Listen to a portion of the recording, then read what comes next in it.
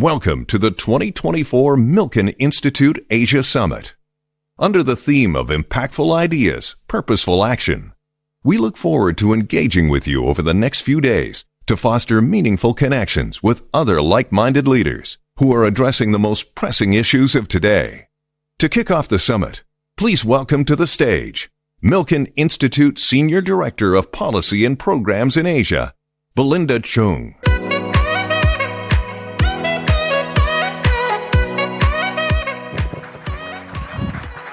Hi, good morning everyone. It's fantastic to see all of you. It's a pleasure to welcome you all today to the Asia Summit as we all look into a topic of great importance, financing the gaps in infrastructure. Your presence here reflects a shared commitment, given that Ray Dalio is speaking next door, to addressing this long-standing infrastructure needs that we have here. So according to the G20 Global Infrastructure Hub, infrastructure investment needs will reach $94 trillion by 2040. And right now, we are at a staggering $15 trillion gap. And half of the $94 trillion accrues to Asia. So there's a lot to be done. And this gap is also widening with rapid digitalization, climate change, and population and economic growth. We have long recognized that public funding alone cannot meet this gap, and a lot more catalytic strategic investments need to be mobilized. And we have long seen the hurdles, weak governance frameworks, regulatory bottlenecks, and underdeveloped project pipelines. All of these stifle the flow of capital, and the cost of inaction continues to rise. At the Institute, we are committed to tackling these challenges in partnership with leading organizations and stakeholders. In the Philippines, we have been privileged to brief the Senate on best practices for sovereign wealth funds, particularly in areas of investment strategy and governance. Our engagements in the Philippines and Indonesia have focused on unlocking infrastructure investment through robust research and multi-stakeholder convenings. But this is just the beginning. We are eager to expand our efforts and work with all of you here who have a shared vision. Today, the Institute is honored to have 4 experts at the forefront of infrastructural development share their insights into the sector's opportunities and challenges. They will inspire us to think boldly, share openly, and collaborate widely as we navigate this complex but critical path. Thank you, and have a good summit.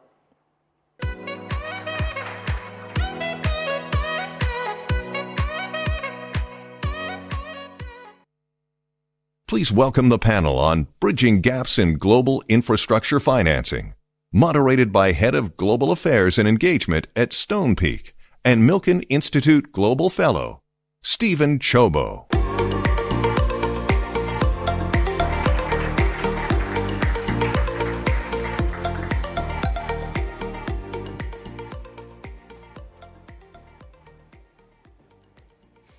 Is Belinda? Well, thank you all, and good morning to all of you on day one of the Milken Conference. I hope you all enjoyed the opportunity to go to the welcome reception last evening. We've got a terrific panel with us today, and we're going to be discussing this topic about bridging gaps in global infrastructure financing. We're all aware of the significant challenge that exists, and we've got representation here from a variety or a cross-section of those stakeholders in the infrastructure space, from sovereign wealth funds through to multilateral development banks and the private sector. What I'd like to do, Stephanie, is start with you. If perhaps you could outline the size of the challenge that we're actually facing around the infrastructure gap and your thoughts about the ability for sovereign wealth funds, the private sectors and others to be able to move in on that gap. Sure. Thank you, Steve. So first, infrastructure is, I'm from INA, Indonesia Investment Authority. Our infrastructure is definitely one of the most important pillars of our investment so far. And when we define infrastructure, it includes the transportation, digital infrastructure, energy, and in some degree, utilities, water, and so on, right? But the first 3 are basically our 3 main focus so far.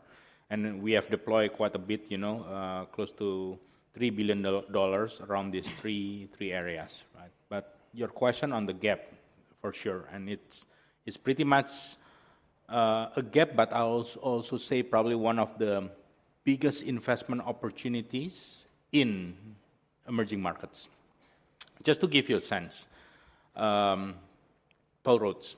10 years ago, the total toll roads in terms of kilometer all over Indonesia is less than 1,000 kilometers. Now, we have, if my data is correct, it's keep growing, but probably close to 4,000 kilometers. So it's quadruple in just a matter of 10 years. And it's just the beginning, right? It's massive investment. And in fact, among our first investment in AIIB, together with ADIA from Abu Dhabi and APG, pension fund from Netherlands, is in a toll road. We invest in 4 sections of toll road in Trans-Java and Sumatra. We are islands, right? You have Java, but also the expansion of the toll road, including in Sumatra.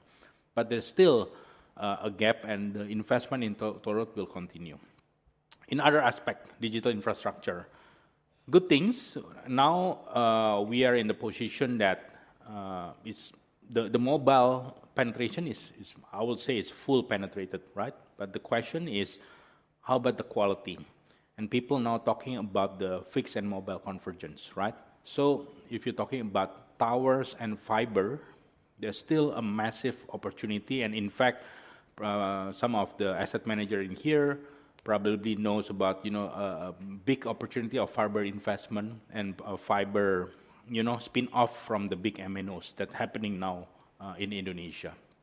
Because the concept of sharing initially apply in towers, but will go also to the fiber, right? We're talking to Macquarie also about this opportunity and so on, right? And finally, in energy. So our role in here is to help the global investor understand the opportunity in Indonesia, try to help them together with our capital, co-invest together, try to find the right structure, talking to the regulators, try to understand and size and value the asset accordingly so that we can co-invest together, put our money together with the same valuation, terms and so on in many of these different opportunity.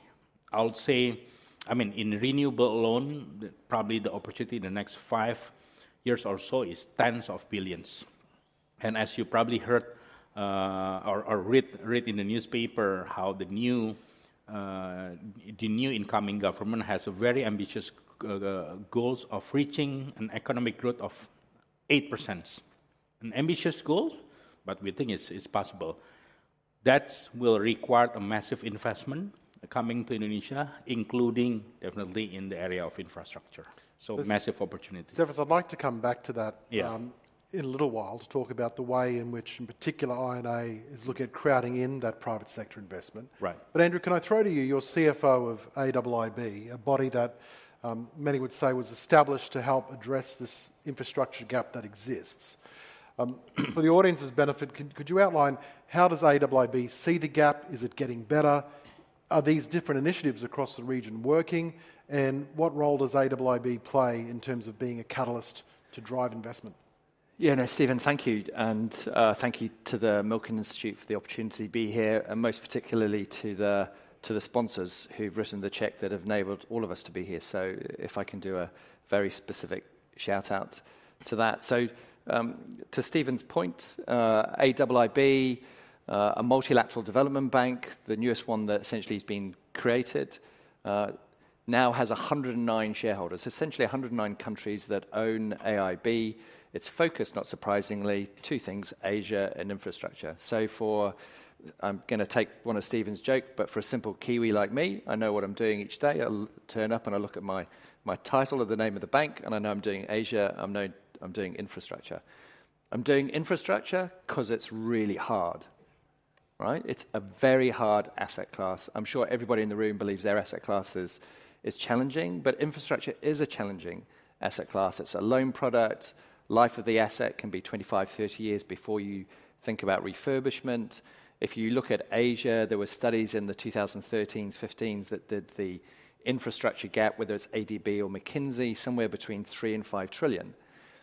But think about when that study was done. It was 3 and 5 trillion in sort of 2015. And since then, since 2016, we've had cumulative inflation, US inflation of about 23%. So infrastructure's got more expensive. So that's really important. And then also think about the climate change, right? 1.5 degrees, and what's happening in climate poses a much bigger impact on infrastructure as asset for the check that you have to write. So massive challenge in Asia, massive gap. We were given by our shareholders, which include Australia, Indonesia, Malaysia, Singapore, essentially $100 billion. You can do the math, $100 billion going into, at minimum, a $5 trillion gap, and you get, it doesn't work. So the big challenge for AIIB and other peer MDBs is how do you bring the private sector in? If you looked back 30 years ago, MDBs as a provider of capital were a very significant percentage. Multilateral development banks like AIIB now are a very small percentage. So our biggest issue, the focus of the 109 shareholders is how do we catalyze the private sector? How do we work with the private sector? And that's challenging, right? So I consider myself having the privilege of being the CFO of AIIB.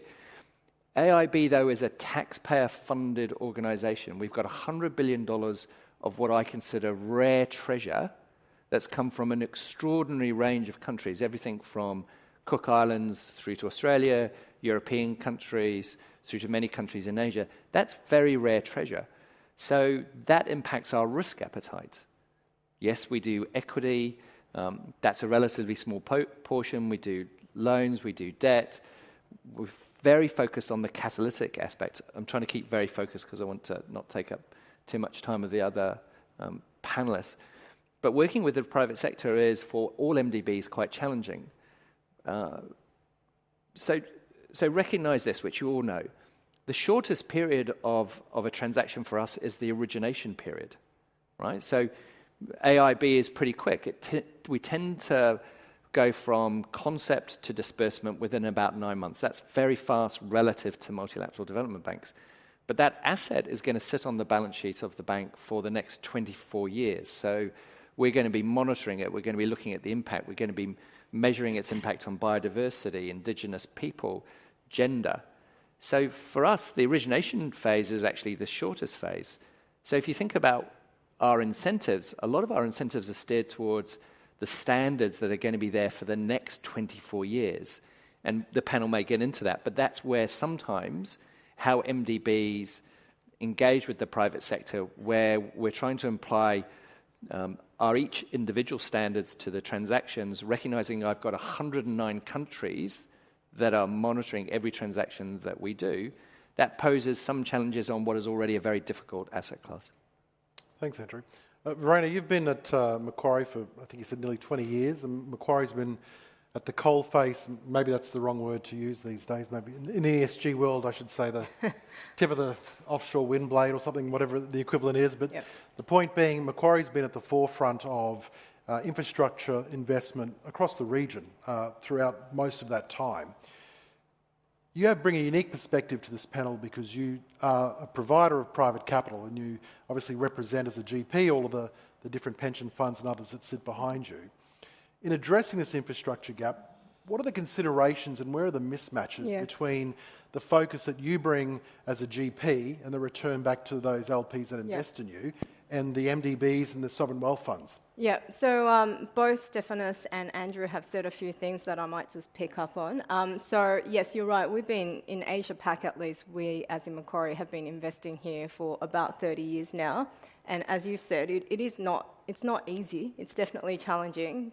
To your question, why is there still a gap? There's definitely a gap, and we've been talking about this gap for a very long time.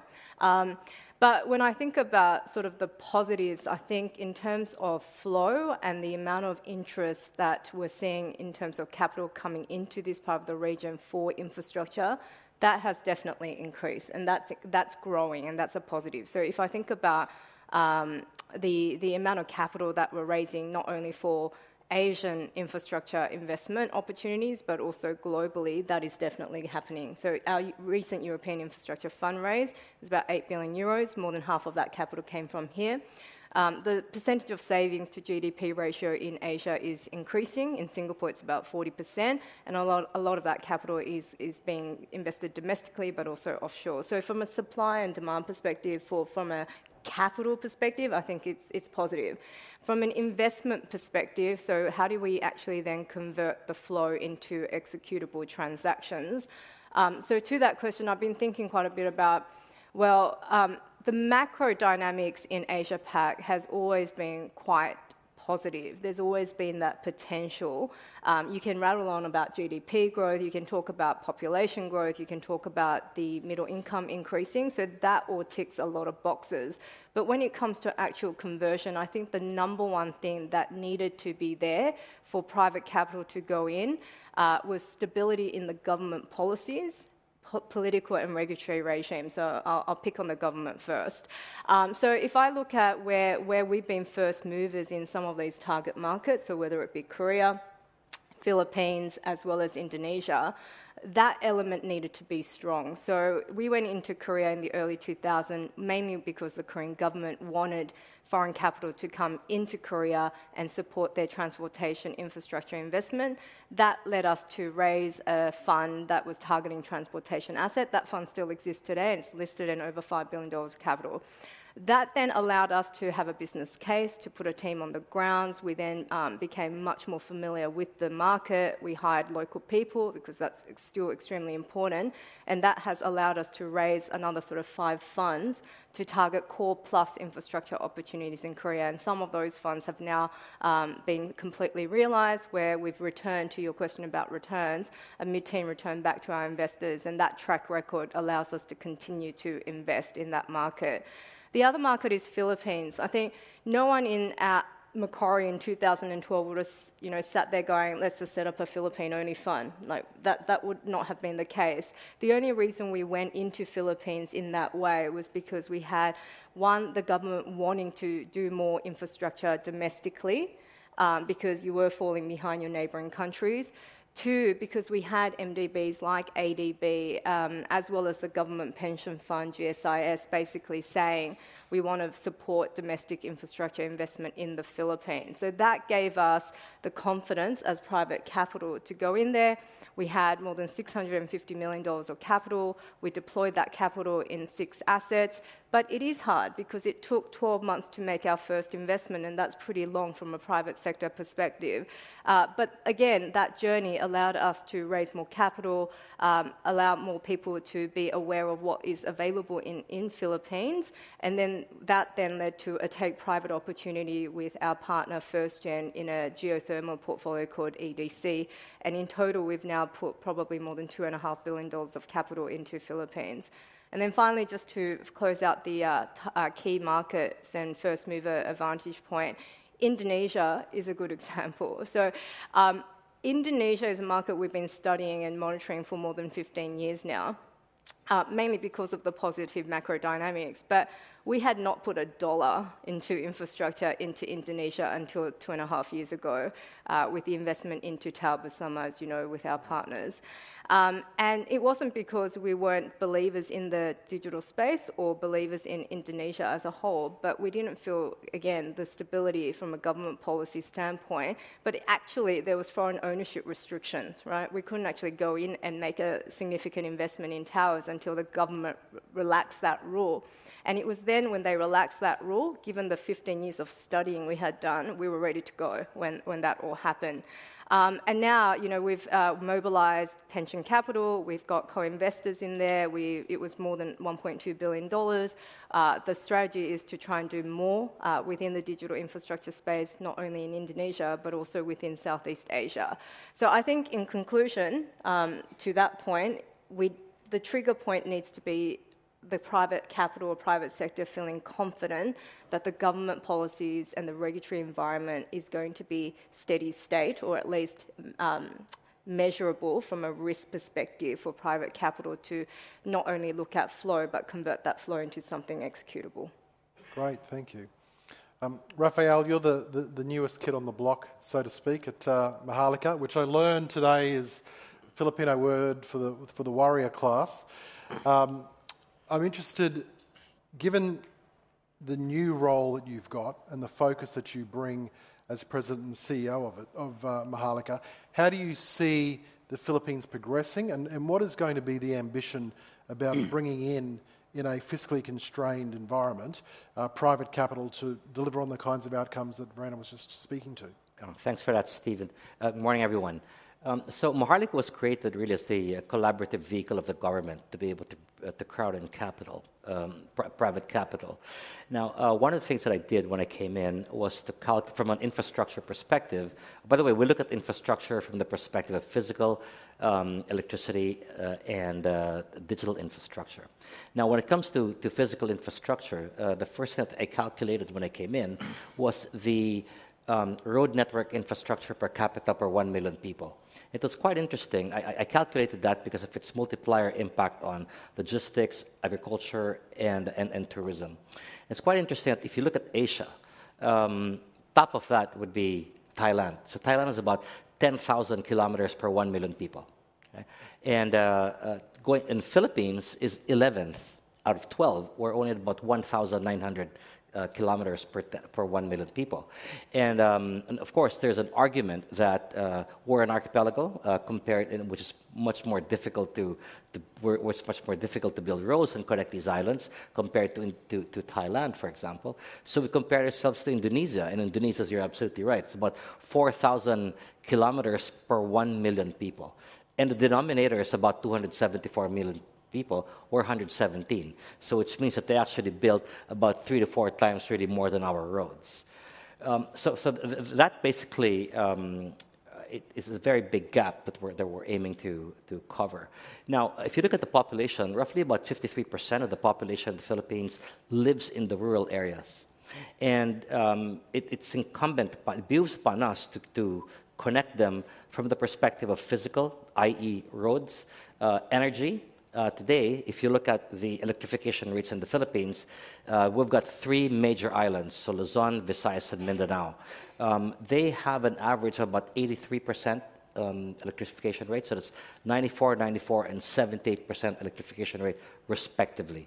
And it's quite interesting that the Department of Energy, about 4 months ago, released a study on the impact of electrification in the rural sector in the Philippines. And the conclusion is actually quite simple. It was obvious, but it was simple. If you give a poor family electricity from 0 to 8 hours, you raise their propensity to generate income and expenditure by about 15.8 and about 14.7% respectively. And if you go up all the way to 24 hours, that rises by about 55%. So it therefore develops the premise that power precedes progress. So we therefore felt that as a priority, not only would we be willing to support the physical infrastructure, but similarly energy infrastructure, focusing on transmission lines only, since there's a significant amount of capital that's interested anyway already in the generation side and in the distribution side. So transmission is basically where it's needed. Third would be from the perspective of digital infrastructure. So theoretically, we have about 40,000 barangays. Barangay is the word for village community. So if you want to connect the whole country, theoretically, you're supposed to put 1 tower per barangay. And there are about 40,000 barangays in the Philippines. Yet today, we only have about 35,080. Given the fact that we're an archipelago, given the population, we need about 70,000 telecom towers. And so in our case, that's what we aim to do. We aim to build out telecom towers infrastructure, and that really aims to support 4 particular sectors. First is agriculture. So today, one of our objectives in government is to be able to increase our yield and our productivity. And we'd like to be able to encourage them to make use of IoT. But with all the best will in the world, even if they wanted to, they can't because there's no broadband access. Second is digital is education. So if you look at the Philippines, if you look at where the largest digital divide exists, it's the education and access to information by the students studying in urban centers like Metro Manila and in the rural sector. So hopefully by rolling out digital infrastructure in areas called GIDA, or geographically isolated and disadvantaged areas, then we will be able to enable about, well, that 53% of that population. Third would be healthcare. So today, the doctor per population ratio in the Philippines is 1 is to 26,000. So one doctor is to 26,000 people, and that exists in the rural areas. So we felt that, again, by rolling out digital infrastructure, we'd be able to support those village doctors by giving them access to more doctors based in urban areas through telehealthcare. And fourth would be supporting the rural entrepreneur, because today, these rural entrepreneurs basically rely upon middlemen, well, so numerous middlemen, such that they don't get significant or full value for their products. So hopefully, again, with digital infrastructure, hopefully with apps, they would be able to reach a wider market than they currently are today.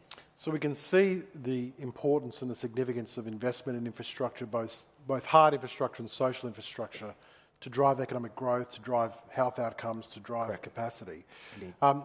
Andrew, can I ask, from an AIIB perspective, when you can have considerations like that, what are some of the other stakeholder demands on you that AIIB needs and others, ADB and others, need to take into account? Just, I mean, the private sector can focus on returns, but you've got to sort of lift your eyes up to the horizon a little further. So just talk us through some of the other considerations that you've got in terms of impact of that investment. Sure. So this is very topical. We have next week our annual general meeting in Samarkand in Uzbekistan. So that's one of the almost 40 countries that the bank is invested in. We have several projects there, which is part of the almost 300 projects that we've done. So there, the board, so it's 109 countries split into constituencies. Clearly, they've contributed capital, so they're looking at financial sustainability of the bank. So when we're looking at lending to the private sector or being invested in funds, obviously looking for returns.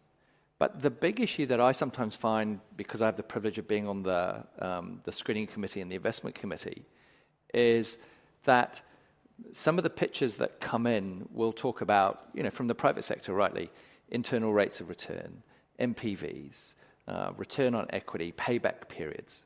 Okay, obviously important. However, what really resonates with the shareholders and why they gave $100 billion of capital and actually don't require a dividend is impact. So impact on indigenous people, impact on biodiversity, many of the social impacts, improvement in people's lives, connectivity. That's where the owners, our shareholders, are really focused. So there isn't necessarily a conflict between returns and social standards. However, it's understanding in the multilateral development bank community, if you are, the first hurdle is obviously financial sustainability, but the bigger hurdle to get the projects across the line is what does it do on impact? And this goes to the point that I think all of us agree, infrastructure is hard. But the reason it's hard is that it's enormously impactful. These are assets that are around for a generation. Right? So if you define a generation as 25 years, most of the assets, and we're in the asset accumulation business at the moment, those are going to sit on our balance sheet. So one of the challenges for the community is, should we be doing, the originate to distribute model? Okay. Yes, potentially that would release capital. How do you convert infrastructure from a loan instrument into a bond instrument? You look at some of the Bayfront transaction that we were involved in here in Singapore, the transaction we did in HKMC. But it's really that relationship especially with the private sector is understanding. I think we very clearly understand what the private sector is seeking. I mean, the joy of the private sector is that they're very clear in delivering, the returns and such. So there's no lack of clarity. For the MDBs, I think we also owe it to the private sector to be really very specific about how we're thinking about impact. And I want to avoid the phrase ESG because it's sort of, conditionality has been part of the multilateral development bank space for 30, 40, 50 years. This is not new to us. Essentially, those standards, those metrics, which can be a little bit different but are relatively consistent across MDBs, hugely important to our shareholders. And so we're trying to navigate a difficult asset class in an enormous gap with massive longevity, huge impact, and trying to align the relatively small amount of capital we have, and we're well capitalized with $100 billion, with the massive size of the gap. I know that's like a rush through, but I'm sure the shareholders, the other panelists will probably pick up some of those points. I'm interested, Verena, can we square that circle? And what I mean by that is, we hear what Andrew's saying about the importance of impact, but when you're speaking to your LPs, and many of them are public pension funds and others, if you go in and say, look, we're going to sacrifice some return in order to achieve this impact, is that going to fly? How do you actually go about squaring that circle? Yeah.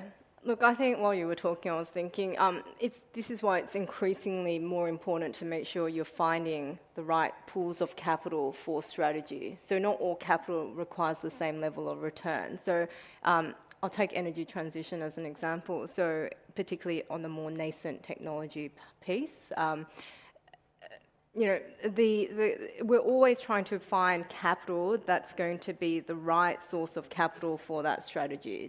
So we can't just say this amount of capital that we raise from pension funds when clearly the allocation is for mid-teen or high-teen returns. We can't sacrifice that to say, well, we're not going to meet your target returns, but here's all the positive impact we have created. I don't think that works. So as a GP and as a fund manager, the number one job for us is to make sure we're raising the right pools of capital for the strategy.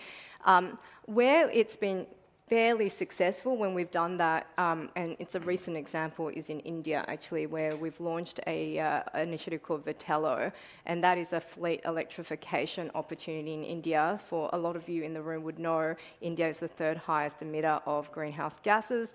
In order to meet their net zero plan by 2070, it's very important that they actually do something about this. So we went into this opportunity thinking, what are the returns that we're going to look at? Obviously, that's been challenging because of technology risk, high vehicle costs, but also availability of charging infrastructure.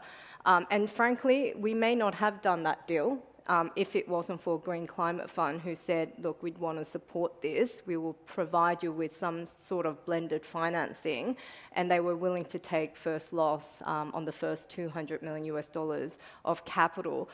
And that real push from Green Climate Fund gave us the confidence to say, well, then actually the commercial viability of this project now is starting to make more sense, and it looks more interesting for the private sector, particularly when we've got a return hurdle, to go in there and really, accelerate that cause. And so now, with that launch, we are looking at raising more than $1.5 billion over the next several years to really push that electrification initiative in India. But I do think when the government, MDB and private capital come together and there is a common objective, but also the MDBs and the private sector are not sort of debating on what returns you need and what returns we need, but actually there is a clear objective amongst the three stakeholders, then that's when it has been quite successful.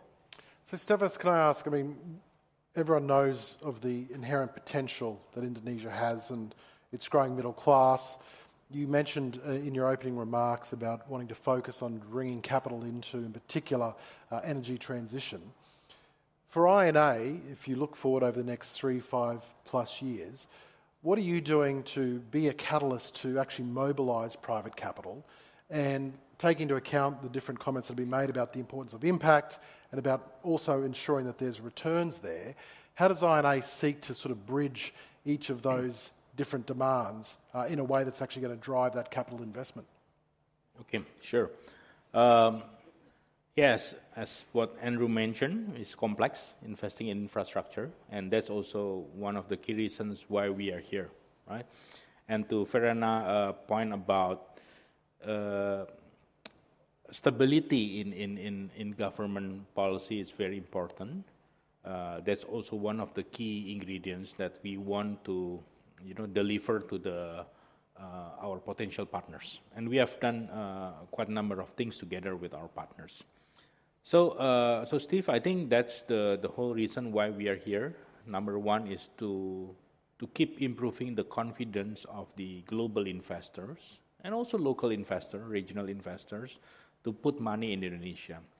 Right? Sometimes people seeing from the outside, Indonesia is emerging markets, unstable in terms of the government and so on. But in reality, in the past 20 years, we are probably one of the most stable in terms of the governments around all the emerging markets, right? We only have 2 presidents, 2 terms, stable transition, and even the new government, as you can see how smooth it's so far, the progress of the transition. So I think keep delivering the right message and improve the confidence of investors is very important, right? Second is, it's nothing better just to showcase examples, and that's what we have done so far. We have done deals with all the biggest investors in the world, with GIC, with ADIA, with big pension funds like APG. We co-invest also with corporations. What Mr. Rafael mentioned about healthcare. This is also the social infrastructure that we think is very important. We just closed, a partnership with a very large conglomerate from Hong Kong, Swire Group, in the area of healthcare. So we need to give example on how we can bring in this capital and deploy the capitals. And throughout these transactions, you can probably check with some of our partners. One of our key roles is to make sure, help them negotiate with the regulators if needed, right?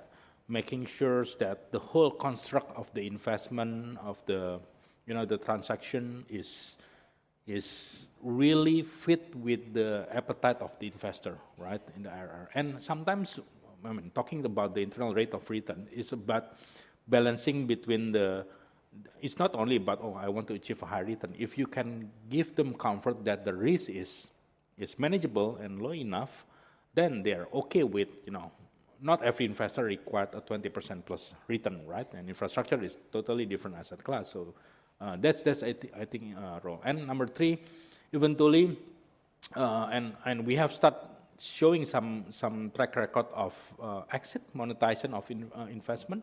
People need to see that, looks, we can make money in Indonesia, but equally important is the impact. My last point is, if you ask me, what is your view about impact? How important the impact compared to the IRR? What's unique about us, and I'm sure similar to Maharlika, is we really need to balance between the commercial return as well as the strategic impact or our role in helping the economy grow, right? It's hard to put it in words or in numbers, but what I can say is this: we have limited resources. If there is one investment that have an amazing return, we can make 5x in few years, but with very limited impact, while the other one is also commercial, but probably the return is not as high as that, but a massive impact to the economy, to the sector, the community, we'll choose the later. Great. That's probably how I put it. So, Rafael, in the few minutes that are remaining, can I ask, that's a good segue to the impact that Maharlika wants to drive. And I'd like to finish on an optimistic note. So, looking forward over the next 3 to 5 years, you're you've got a new mandate. You're going to try to drive private capital. What do you see happening in the Philippines over the next 3 to 5 years? What will success look like for you in addressing this infrastructure gap and bringing in that private capital? So the infrastructure gap, like what I said earlier, exists particularly in the rural sector. And currently, the Philippines is growing. Well, we grew by about 6% for the first half, and it's driven primarily by the traditional sources.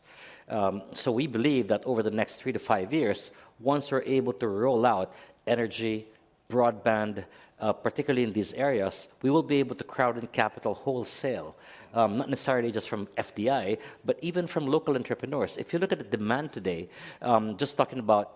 referring to returns and impact, just looking at the demand today, that's based on suppressed demand, based on the existing capacity that those infrastructure provide.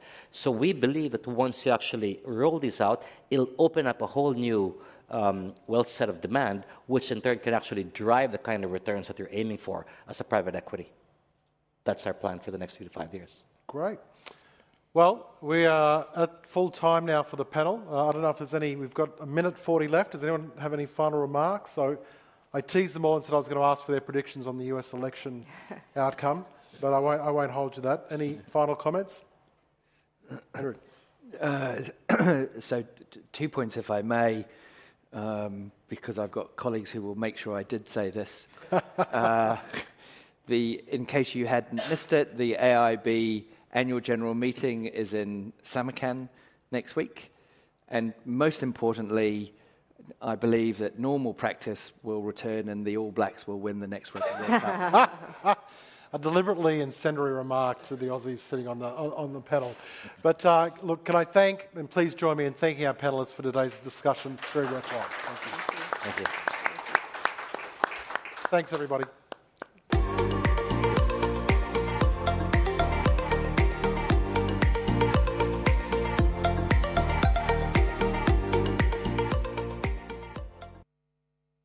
Thank you for attending. We hope you enjoyed the panel. Please make your way to your next session.